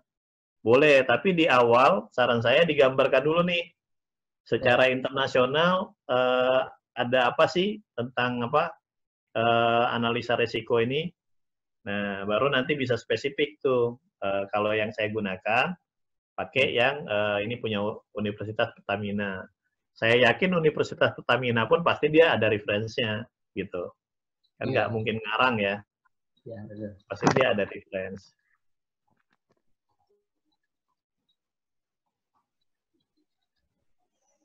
Nah, ini konsep penilaian resikonya.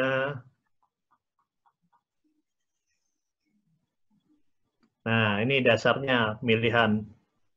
Nah, masing-masing itu sudah ada nih. Jadi kalau di sini misalnya FMEA, itu paling bagus itu untuk risk identification. Nah, tapi kalau untuk konsekuen, likelihood, level of risk, di sini dia tidak terlalu ini. NA ini ada di sini keterangannya ini. Not applicable. Nah, jadi di sini ada nih, masing-masing ada kekuatan, ada kelemahan di sini. Nah, kalau tadi yang tadi brainstorm ya, pakainya brainstorm. Dulu, Pak. Nah, ini. Nah, bagus identifikasi. Nah, tapi kalau di sini untuk risk evaluation-nya, risk evaluation dia tidak terlalu dalam. Oke. Nah, ini matrik 5x5. Nah, ini bisa. Ini sebagai reference dibahas dulu, baru nanti yang menggunakan yang Universitas Pertamina.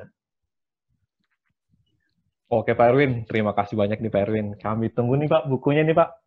Soalnya Ya, nanti kita tak nyari, kirim ya. soalnya nyari Ya, buku Pak. Pak Ramli ini agak-agak susah nih. Jadi Mas Irfan dan Mas Yusri bisa. Ini saya pernah baca pas lagi nyusun TA juga nih, Mas. Jadi sangat membantu lah. Iya. Nah, gitu. Jadi nanti next time bisa kita diskusikan lagi untuk kegiatan kita ini. Mungkin kita batasi aja waktunya. Next kalau Mas Irfan maupun Mas Yusri ada kendala, kita bisa arrange waktu lagi untuk seperti ini kita diskusi, kita bisa live lagi untuk membahas kendala di TA Mas Irfan dan Mas Yusri. Sebelum kita tutup nih Mas, dan Pak Erwin, kita ucapkan dulu nih terima kasih kepada Coach Erwin nih, Coach Pak Erwin nih yang telah memberikan ilmu yang sangat berharga. Terima kasih, Pak. Sama-sama. Jadi setelah saya tadi ngikutin, jadi saya ingat lagi nih, di refresh lagi nih otak saya nih tentang mengenai bagaimana kita melakukan metodologi penilaian risiko dan analisa risiko. Ya. Jadi hal yang sangat jarang kita pelajari lagi setelah kita di dunia pekerjaan. Jadi sebelum kita selesaikan, ada nih, saya mau minta nih kepada Mas Irfan dan Mas Yusri nih, apa sih kesan dan sarannya setelah mengikuti kegiatan Meta ini? Mungkin dari Mas Yusri dulu, gimana Mas kesan dan pesannya setelah mengikuti Meta ini, Mas? Menurut saya sangat bagus sekali, Mas. Acara ini seperti kayak kita yang masih labil tentang tugas akhir kita gitu ya, mau ngisi apa ya, kita mau ngelengkapinnya kayak apa ya. Nah, kita bisa konsultasi langsung dengan para ahlinya gitu. Kayak Pak Erwin ini kan juga, Pak Erwin ini juga bukan kayak asal menjelaskan, tapi dia kayak benar-benar kayak teori, terus tentang pengalaman dia, terus masukan dari dia apa. Jadi nggak sebatas hanya teori saja, Mas, tapi kayak benar-benar menolong kita untuk menyusun tugas akhir gitu sih, Mas, menurut saya. Oke, thank you Mas Yusri. Kalau dari Mas Irfan gimana, Mas? Sejauh ini kalau menurut saya acara Meta ini bagus banget sih. Apalagi khususnya buat mungkin calon kedepannya itu mahasiswa-mahasiswa yang sedang dan baru ingin menyusun skripsi. Kan biasanya pada masih galau kan tentang tugas saya, pengen ngambil tema apa, pengen ngapain. Nah, khusus di MSEF ini mungkin memfasilitasi mahasiswa rekan-rekan mahasiswa lainnya yang belum dan masih bingung memilih tema tugas akhir. Nah, bisa ikut Meta karena dengan ikut Meta ini kita bisa konsultasi dengan para ahlinya, ahli bagai bidang. Selain itu juga kita bisa tahu hal-hal yang mungkin kita tidak ketahui di lapangan atau realitanya. Jadi saya berharap sih untuk teman-teman yang ingin join Meta ke depannya segera dipersilakan karena ini sangat membantu banget. Terima kasih. Oke.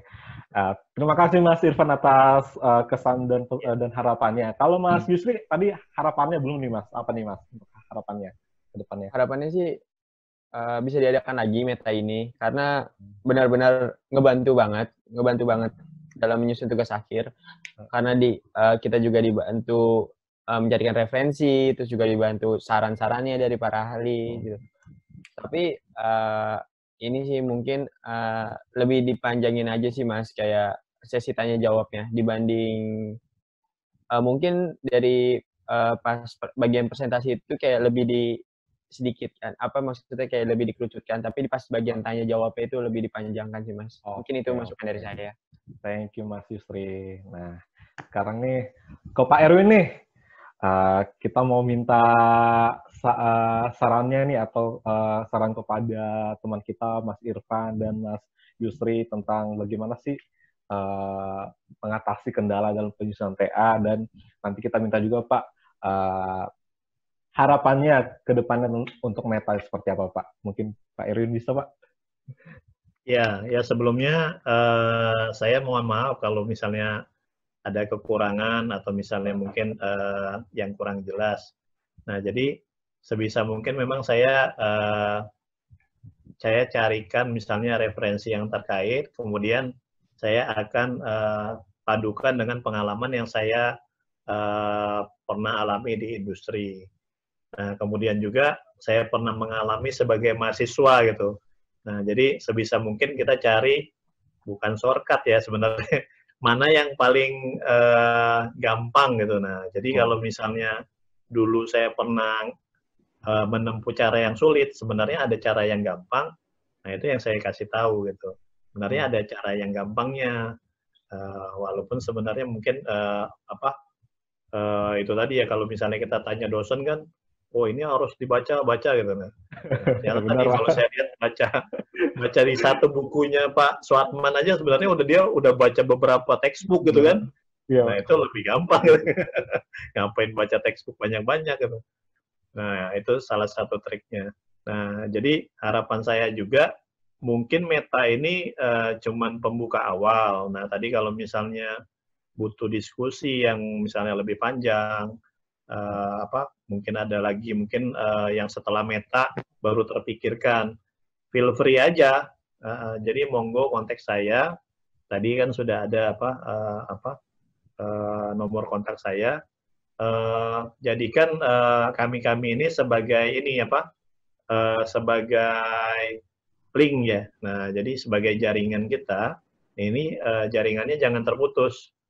Nah, jadi saya pun misalnya anak-anak magang yang pernah magang di tempat saya, itu malah saya bikinkan grup WhatsApp khusus. Jadi kalau misalnya mereka mau tanya-tanya, boleh. Atau misalnya nanti siapa tahu misalnya ada opportunity misalnya bisa gabung misalnya, monggo aja gitu kan. Nah, jadi feel free aja, mungkin pas Meta ini belum terpikirkan, nanti mungkin berapa hari mungkin ada lagi yang mau ditanyakan, monggo aja. Jadi Meta ini cuman sebagai awal saja, tadi membuka pikiran, nah saling berkenalan, nah selanjutnya ya berarti kita sudah terhubung nih. Apalagi kalau misalnya udah gabung di IMSEP ya, sudah jadi keluarga IMSEP nih, udah sama-sama keluarga IMSEP. Nah, jadi feel free aja. Harapan ke depan sih mungkin kalau saya mungkin itu tadi ya, mungkin sebagai penggerak roda awal nih. Nah, harapannya juga dari teman-teman yang sahabat IMSEP ini banyak yang tadi yang tertarik akan misalnya berkonsultasi di Meta, sama mungkin juga nanti akan banyak juga nih coach-coach yang lain gitu. Iya. Jadi memang sih mungkin nggak harus, saya juga mungkin belum banyak pengalaman atau expert, tapi saya ingin berbagi. Paling nggak kalau misalnya saya berbagi, saya belajar lagi, mungkin yang tadinya saya lupa, nah jadi ingat lagi. Nah, jadi sebenarnya itu ada ininya juga, ada manfaatnya untuk diri saya. Selain tadi ya kita berbagi, jadi itu merefresh saya lagi. Mungkin udah lama saya nggak baca FMEA, tadi kan baca-baca lagi. Udah file-file lama. Sama, Pak. Itu aja sih, Mas Ronaldo. Oke, terima kasih Coach Pak Erwin. Nah, kita belum dengarnya nih, sekarang kita belum dengar nih suara dari observer kita. Mas Yuda, gimana Mas? Bisa open mic, Mas? Ya, thank you Mas Ron. Oke, Mas. Kita mau dengar nih kesan, saran, sama harapannya di acara Meta kita ini, Mas. Monggo, ya, Mas. saya ucapkan terima kasih lah untuk pertama Pak Erwin lah ya. Pak Erwin, terus yang kedua ya teman-teman dari Pertamina, bahwa kalau dari observer nih saya menikmati banget karena gini, saya sudah bekerja lah ya 10 tahun nih, tapi jujur nih saya belum pernah mengaplikasikan FMEA tadi, itu belum pernah, dan kali ini saya benar-benar oh begitu ya, sampai lihat dokumen Pak Erwin yang sangat istilahnya ini banget ya, istilahnya apa sih yang bilang ya, terlalu baik kalau menurut saya, men-share ada logo perusahaan beliau.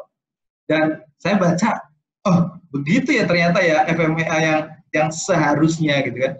Menurut saya itu sebuah pengalaman baru yang mungkin observer, sebenarnya observer mungkin jangan saya doang nih nanti ke depan. Ini harapannya ya. Ada yang minimal maksimal 3 orang observer untuk melihat, tapi jangan orang profesional juga. Mungkin di-combine gitu loh. Ada orang profesional 1, yang 2 mungkin sama-sama sedang TA. Jadi mereka bisa merefresh juga seperti apa sih jalannya meta ini gitu kan. Ada ilmu baru deh. Karena saya rasa menikmati gitu loh. Terus Pak Erwin tiba-tiba nge-share ISO. Oh gitu ya. Jadi benar gitu loh. Dan saya menikmati. Nah, kalaupun dibilang saya observer, ya saya juga mungkin mengetahui lah tentang meta ini, kenapa sih ada. Mungkin saya bocorin dikit ya. Mas Irfan, Pak Erwin, dan Mas Yusri, bahwa meta ini memang kami desain nih dalam tanda kutip, ya yang desain bukan saya, tapi teman-teman sahabat muda MSF. Ada kita inilah, ada Mas Ronaldo, ada Mas Irfan, ada Mas Yusri. Jadi kita desain, kenapa sih kita ingin bahwa saatnya anak muda ini keluar nih dari lubang persembunyiannya nih, yang tadinya dia cuma ngintip-ngintip di istilahnya webinar gitu kan, dia cuma lihat 15 menit dia keluar, terus dia kadang tuh nggak paham maksudnya apa di webinar itu, dia cuma bengong dan lupa lagi. Nah, ini kita memberikan ruang khusus bagi teman-teman muda untuk, ini untuk apa? Pertama, kita belajar untuk presentasi, menyampaikan konsep ide, yaitu tentang skripsi kita, karya ilmiah kita kan. Nah, itu adalah sebuah soft skill tuh, kita ngomong di depan ahlinya nih Pak Erwin, di depan observer gitu kan. Kita ngomong dengan deg-degan, dengan takut salah, tapi kita hajar aja, itu adalah soft skill, kita belajar di sekarang. Yang kedua nih, kita mencari sebuah solusi. Jadi tadi saya menikmati bahwa, oh Pak Erwin ngasih solusi ya, gitu kan. Solusi-solusi terkait problem-problem kita TA ini, kita dapat solusinya, insya Allah berguna, dan itu amal ibadah buat Pak Erwin juga nanti ke depannya. Amin. Dan yang ketiga, ya menambah wawasan pasti, karena kapan lagi istilahnya bener-bener tatap muka, face to face ngomong solusinya apa Pak, daripada kita cuma dengerin training gitu kan. Mungkin sama sih, tapi kita mungkin lebih bisa mengeksplor lama nih, kita punya case dan kita tanyakan. Dan yang terakhir, ya paling bonusnya, kalau saya bilang bonusnya adalah ini sebuah personal branding buat teman-teman muda gitu. Jadi suatu saat kan ini akan kami upload nih ke YouTube. Nah, otomatis ada nama-nama kalian nih. Ternyata kalian ini sudah mampu untuk melakukan new normal, presentasi dengan online gitu kan. Ini sebuah metode baru yang bisa kalian sampaikan ke HR suatu saat nanti, HR dimanapun. Gitu. Nah, untuk Pak Erwin juga pasti tadi Pak Erwin udah bilang, saya merefresh ulang ilmu yang dulu ada, sekarang dalam ada kutip tertimbun gitu kan. Nah, sekarang dikeluarkan lagi nih. Dari Pak Erwin juga ada benefitnya juga ternyata dah. Nah, inilah makanya saya harap, kalau saya pribadi sih, teman-teman silahkan bisa lanjut dengan Pak Erwin kalau ada kendala, karena Pak Erwin sangat amat baik memberikan waktunya. Mungkin dari saya sebagai observer sebegitu aja Pak Mas Ronaldo, ya jangan lupa kabarin teman-teman yang lain biar ikut meta ini. Thank you, makasih Mas. Oke Mas Yuda, mungkin kita bisa aminkan yang tadi disampaikan Mas Yuda. Semoga semua berjalan lancar seperti yang kita harapkan. Oke. Jadi sampai di sini acara meta kita. Kalau dari saya sebagai host, saya sangat menikmati lah sama tadi seperti Mas Yuda gitu kan. Yang tadinya saya pernah pelajari, ternyata bisa flashback lagi kan, bisa ingat lagi, bisa kayak kita belajar lagi kan, diingatkan lagi kan, seperti itu. Apalagi tadi pas Pak Erwin buka buku Pak Suharman kan, wah ya. Kemarin dulu saya waktu tugas akhir, saya cari-cari buku itu, saya baca buku itu kan, jadi saya ingat lagi kembali.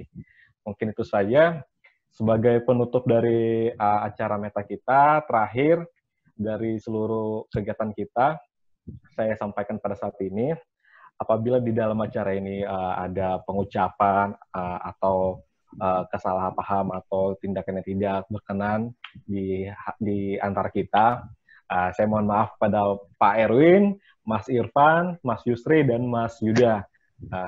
Semoga ke depannya acara kita ini tetap berjalan dengan lebih baik lagi lah. Jadi teman-teman kita bisa melihat nanti, oh kegiatan ini sangat menarik. Nah, seperti itu. Saya mohon maaf jika ada perkataan yang tadi saya ucapkan. Saya akhiri. Wassalamualaikum warahmatullahi wabarakatuh. Salam sejahtera buat kita. Selamat malam, selamat istirahat, dan sampai ketemu lagi di acara Meta selanjutnya. Terima kasih. Terima kasih Pak Erwin. Terima kasih Pak Erwin. Terima kasih Mas Irfan. Mas Istri, Mas Yuda. Ya.